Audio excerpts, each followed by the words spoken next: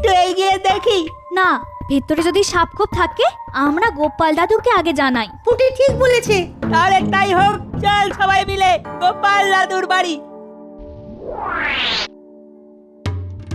আমার গণনা নির্ভুল মহারাজ।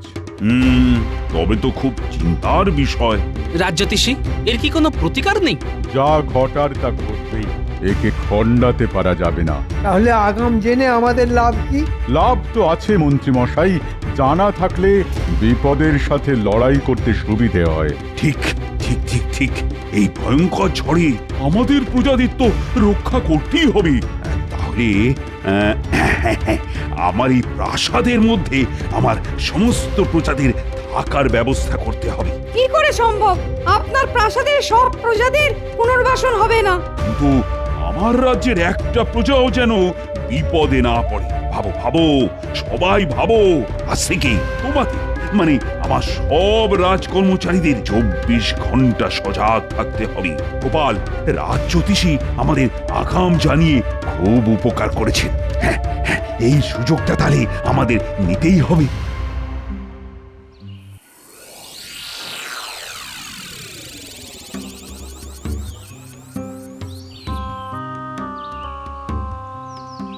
দাদু, আর দাদু, আমরা খেলতে গিয়ে না একটা জিনিস দেখতে পেয়েছি।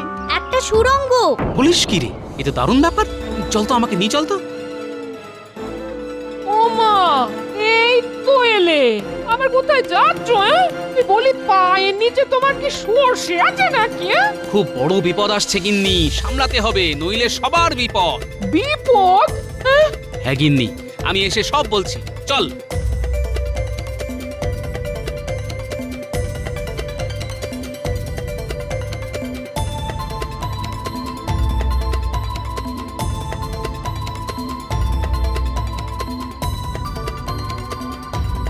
এই দেখো দাদু, ওই সুড়ঙ্গ। এবার চল তো, ভেতরে গিয়ে দেখি। কি করে যাবে গোপাল দাদু? ভেতরটা তো অন্ধকার। তা অবশ্য ঠিকই বলেছিস। চল, এখন আমরা বাড়ি যাই, মশাল নিয়ে আসি। সেই ভালো।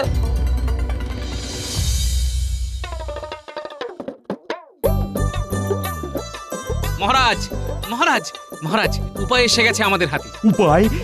কি উপায় গোপাল? সমস্ত প্রজাদের সুরক্ষিত রাখা। মানে?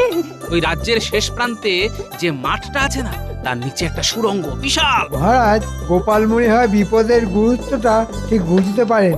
মহারাজ, গোপাল ঠিকই বলেছে, আমাদের একবার ওখানে গিয়ে দেখে আসা উচিত। একবার যাওয়া উচিত। এই সবাই যখন চাইছে তখন যাওয়া যাক। চলো চলো সবাই।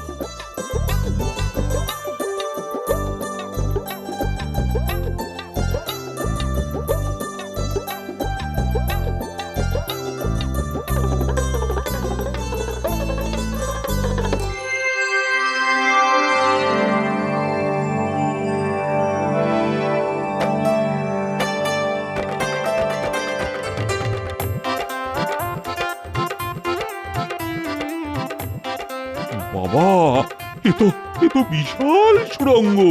যতদূর যাচ্ছে মশালের আলো, সুড়ঙ্গটা দেখে লাগছে বড়ই ভালো। মহারাজ, আমার মনে হচ্ছে এখানে আমাদের প্রজারা সুরক্ষিত থাকবে। আমারও তাই মনে হয় মহারাজ।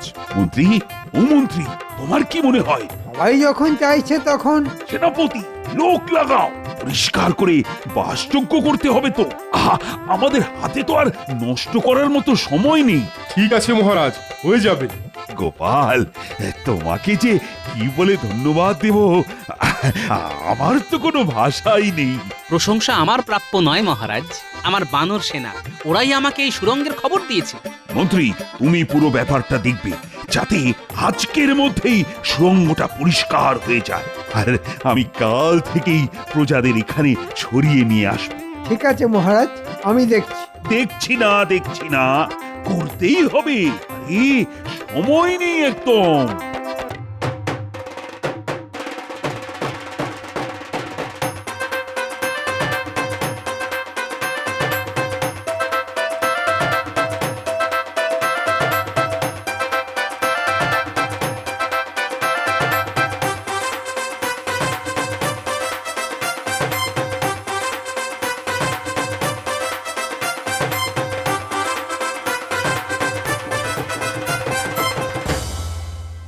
দরকারি জিনিস গুছিয়ে নাও, কাল আমাদের সুড়ঙ্গতে আশ্রয় নিতে হবে। এ কি সর্বনাশ হলো গো! এখানে আমাদের কিছু করার নেই গিন্নি, প্রকৃতির মার। প্রকৃতির কাছে মানুষ বড় অসহায়। ভাগ্যিস ভাগ্যিস রাজ জ্যোতিষীর গণনায় আমরা আগাম জানতে পারলাম। একটাই ভগবানের কাছে আর্জি, ক্ষতি যেন খুব বেশি না হয়। কি ভাবছেন মহারাজ? আর ভাবনা কি আর একটা রানী, ভাবনা সঠিক। এই মুহূর্তে আমার রাজ্য এক ভয়ঙ্কর বিপদের মধ্যে রয়েছে। আমাদের রাজ জ্যোতিষী গণনা করে জানিয়েছে ভয়ঙ্কর ঘূর্ণিঝড় এই কৃষ্ণনগরে আছড়ে পড়বে। আর আমার রাজ জ্যোতিষীর গণনা তো মিথ্যে হবার নয়। আমি রাজা, কৃষ্ণনগরের রাজা, আর আমার দায়িত্ব যেন আমার সব প্রজা সুরক্ষিত থাকে। আপনি নিশ্চিন্তে থাকুন, সব ঠিক হয়ে যাবে দেখবেন। সব সব যেন ঠিকঠাক হয়ে যায়। কি যে হবে পণ্ডিত বউ, খুব চিন্তায় আছি গো। আমাদের ওই চিন্তাটুকুই তো আছে, আশা করি খুব ক্ষতি হবে না।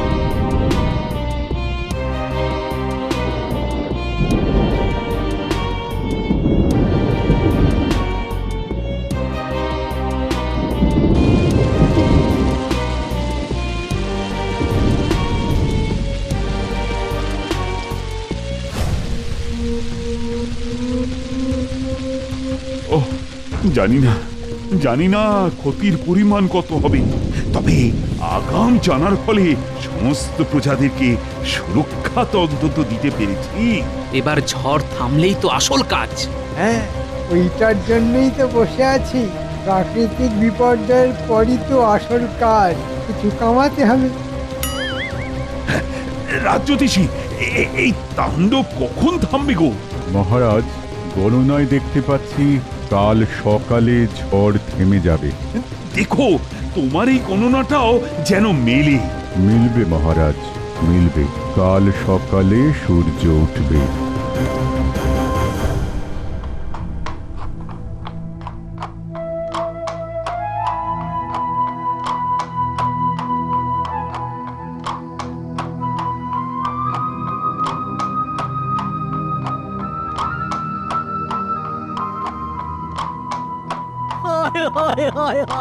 এবার কি করব? আমার তো সব গেল।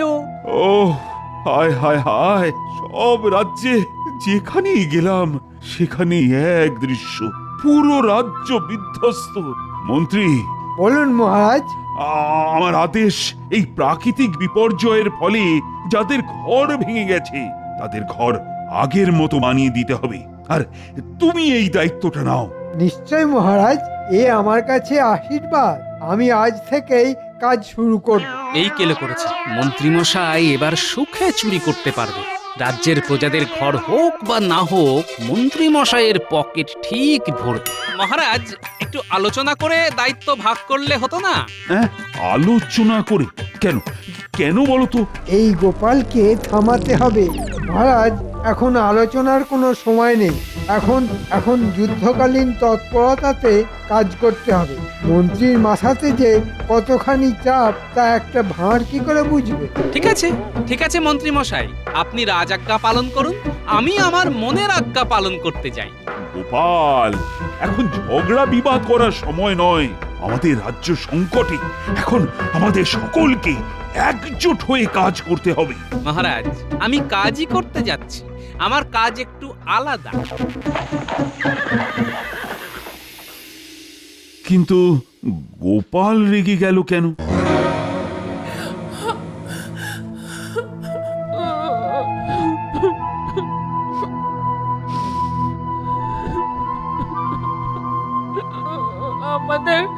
আমাদের সব চলে গেল, সব। কেঁদো না গিন্নি, কেঁদো না। মহারাজ ঘর গড়ে দেবার জন্য মন্ত্রীমশাইকে দায়িত্ব দিয়েছেন। মন্ত্রী মশাইকে মহারাজ আর কাউকে পেলেন না না গো। যার 9 হয় না তার 90তেও হবে না, কিন্তু আমিও ছেড়ে দেবার পাত্র নই। মন্ত্রীমশাইকে চুরি করার জন্য খোলা মাঠ আমি কিছুতেই দেব না গিন্নি। গোপাল দাদু, আমাদের ঘরের চাল উড়ে গেছে। কাঁদিস না বাবারা, কাঁদিস না, আবার সব ঠিক হয়ে যাবে। এখন কিছুদিন ওই সুড়ঙ্গে আমাদের থাকতে হবে, বুঝলি? আর একটা কাজ করতে হবে। কি কাজ দাদু? শোন, তোদের কাজ হলো মন্ত্রীমশাই আর বটা ঘটার উপর নজর রাখা। ওরা কোথায় যায়, কি করে, সব খবর আমার চাই। ঠিক আছে দাদু, তোমাকে সব খবর দেব। আমরা আজ থেকেই নজর রাখবো। ওহ, কতদিন পর একটু বাড়তি লক্ষ্মী লাভ হবে। গোপালটা প্রায় ঘেঁটে দিচ্ছিল। ওর মুরব্বিয়ানাটা বন্ধ করতে পেরে কি ভালো লাগছে। যাই বটা ঘটার কাছে। এই গুলটে ন্যাপলা, ওই দেখ মন্ত্রী মশাই। খুব ফুর্তি দেখছি। চল, পিছু পিছু চল, দেখি কোথায় যায়।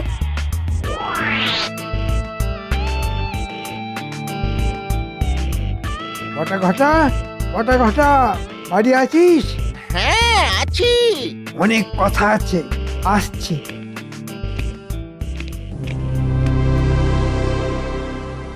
আমাদের খুব সতর্কভাবে কাজ করতে হবে। গোপালের ওই বিচ্ছু বাচ্চাগুলো যেন কোনোভাবে আমাদের পরিকল্পনা জানতে না পারে। বটা ঘটা, জানলাটা বন্ধ কর। ওই বিচ্ছুগুলো যেন লুকিয়ে আমাদের কথা শুনতে না পারে। শোন, যাদের বাড়ি ঝড়ে ভেঙেছে তাদের বাড়ি মহারাজ গড়ে দেবেন। আমাকে দায়িত্ব দিয়েছে। আমার কাছে রাজকোষের অর্থ, এই অর্থের অর্ধেক আমাদের পকেটে, আর অর্ধেকে বাড়ি তৈরি হবে। মানেটা কি হলো? কারো সর্বনাশ আর কারো পৌষ মাস। এই সর্বনাশটা আছে বলেই এই আমি একটু করে কমে খাচ্ছি, আর তার সাথে ওদেরকেও খাওয়াচ্ছি। শুনলি তো? চল।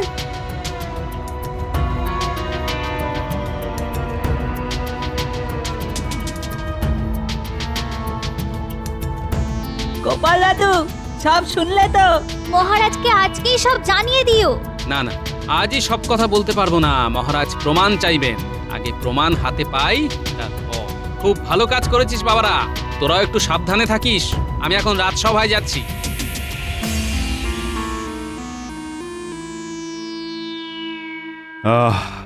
দুর্যোগ তাহলে গেল। এবার এবার তাড়াতাড়ি সব আগের মতো করে ফেলতে হবে। কি গোপাল, কাজ কেমন হচ্ছে গো? মন্ত্রীমশাই যখন দায়িত্ব নিয়েছেন তখন ঠিকই হবে। বলছো তাহলে মন্ত্রী ভালোভাবেই কাজ করছে? বটা ঘটা খুব যত্ন করে কাজ করছে, আর আমি সারাক্ষণ নজরদারি করছি। এই কাজটা মন্ত্রী ভালো করে করছে, আর আমি খুব খুশি। কাজ শেষ হয়ে গেলে আমি মন্ত্রী বটা আর ঘটাকে পুরস্কার দেব। মহারাজ, আপনাকে সরল সাদা পেয়ে মন্ত্রী রাজকোষ চুরি করে ফাঁক করে দিচ্ছে। আমি আগে প্রমাণটা জোগাড় করি, তারপর।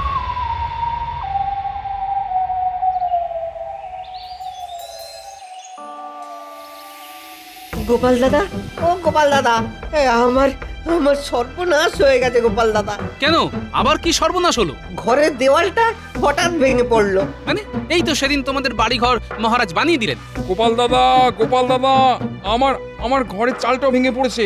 সে কি, তোমারও? কি দরকার ছিল এভাবে কম দামে জিনিস দিয়ে ঘর বানানোর? না না, এই দোষটা মহারাজের নয়, এই দোষ আমাদের মন্ত্রী মশাইয়ের। আমি একটা প্রমাণ চাইছিলাম। চলো মহারাজের কাছে চলো। চলো চলো গোপাল গোপাল দাদা। দাদা।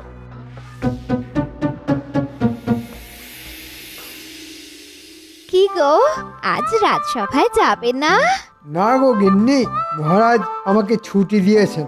এত খাটাখাটুনি গেল, তাই মহারাজ খুশি হয়ে ছুটি দিয়েছেন। তাহলে চলো না, আজ মায়ের কাছে যাই।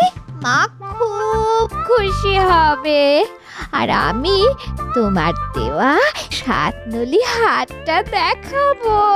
চলো তাহলে দুদিন কাটিয়ে আসি। তাহলে গুছিয়ে নি।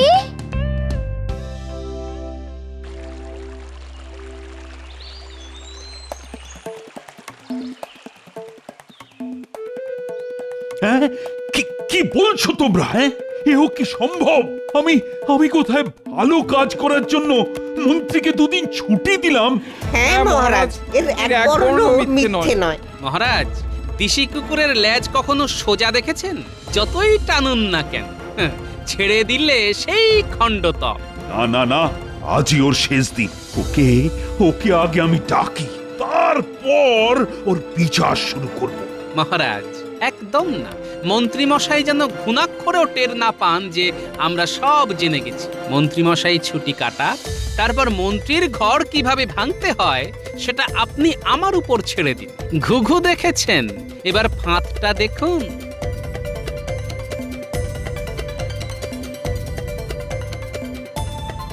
বাবা বাবা বাবা, লোভী মন্ত্রী, টোপটা তো গিলবেই। তোমার পিতার গুপ্তধন পড়ো তুমি দিয়ে মন। 2 পা হেঁটে দেওয়াল ধারে, কোদাল দিয়ে খুঁড়ে খাড়ে, দেওয়ালটাকে ভেঙে দিয়ে সোনার মোহর জানা নিয়ে। এবার কিছু বুঝলে গিন্নি? কি যে রহস্য করছ, কিছুই বুঝতে পারছি না। দুধ এবার এই নকশাটাকে কায়দা করে মন্ত্রী মশাইয়ের ঘরের মধ্যে রেখে আসতে হবে। ব্যাস। যাই, ন্যাপলা গুলটের বাড়ি থেকে একটু ঘুরে আসি।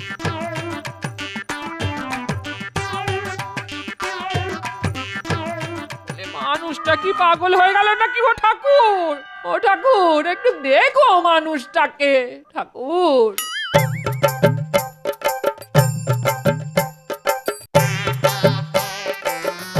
গুলটে, গুলটে, কি গোপাল দাদু, কি হয়েছে? শোন।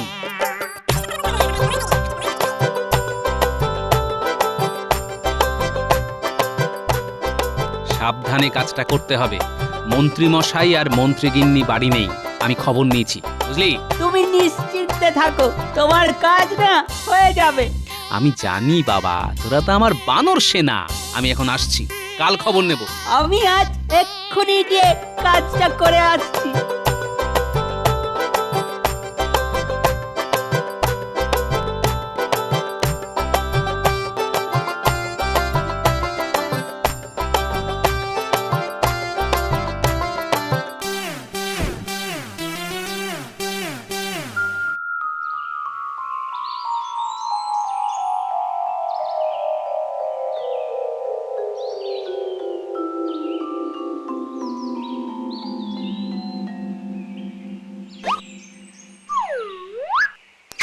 এটা কি? পুরনো কাগজ, একটা নকশা আঁকা, কি একটা লেখা আছে। তোমার পিতার গুপ্তধন পড়ো তুমি দিয়ে মন। 2 পা হেঁটে দেওয়াল ধরে, কোদাল দিয়ে খুঁড়ে খাঁড়ে, দেওয়ালটা ভেঙে দিয়ে সোনার মোহর জানা নিয়ে। গিন্নি, গিন্নি, গুপ্তধন, গুপ্তধন, বিরাট খবর, আমার পিতার গুপ্তধন। কি হলো? কি হলো? চাচ্ছ কেন? কি হলো? এই দেখো। ও মা, শিক্ষি গো, কিন্তু কোন দেয়াল সেটা তো লেখা নেই গো। পূব দিকের থেকে এসেছে উড়ে, সুতরাং ওই পূব দিকের জানলা ধরে 2 পা হেঁটে খুঁড়বো। যাই, বটা ঘটার কাছে একটা কোদাল নিয়ে আসি। গুপ্তধনের কথা বলো না, তাহলে ভাগ দিতে হবে। তুমি খেপেছো? আমি কি অত বোকা নাকি? বলবো বাগান করবার জন্য মাটি কোপাবো। যাই, 1 2, বুঝলে গিন্নি? এইখানে কোপাতে হবে। একটু জোরে, হেইও, দেওয়াল ভাঙো, হেইও। ভাঙো, ভাঙো, ভাঙো, হেইও, দেয়াল ভাঙো, হেইও। এবার পাবো, এবার পাবো গুপ্তধন।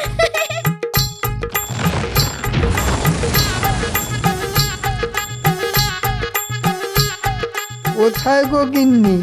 এখানে তো গুপ্তধন নেই। তাহলে তাহলে পাশের দেয়ালটা, ওটাও ভাঙো। ঠিক বলেছো।